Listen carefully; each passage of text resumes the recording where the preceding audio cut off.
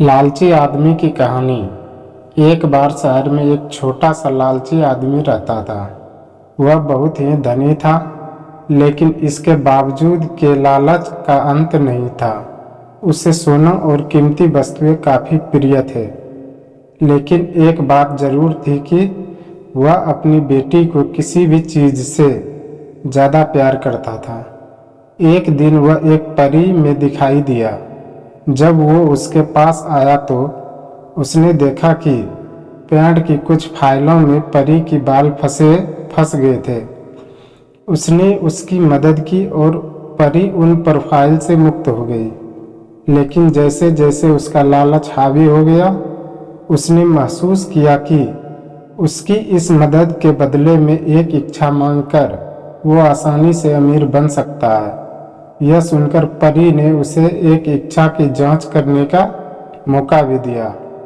ऐसे में उस लालची आदमी ने कहा, जो कुछ मैं छूऊं वह सोना हो जाए।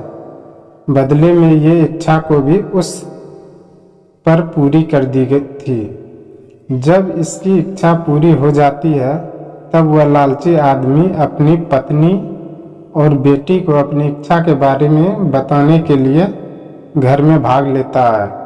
उसने हर समय झरने और कांच को छूते हुए देखा और उन्हें सोने में परिवर्तित होते देखा, जिसे देखकर वो बहुत ही खुश भी हुए थे।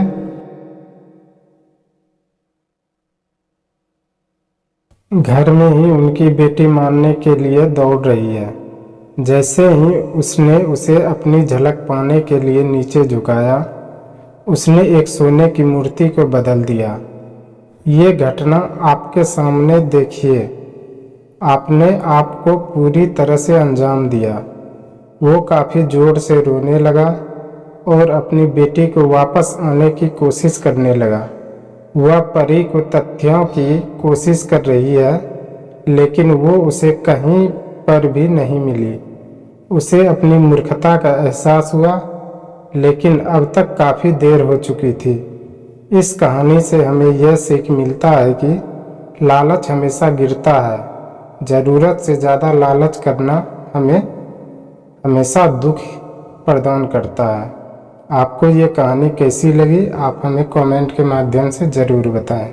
धन्यवाद।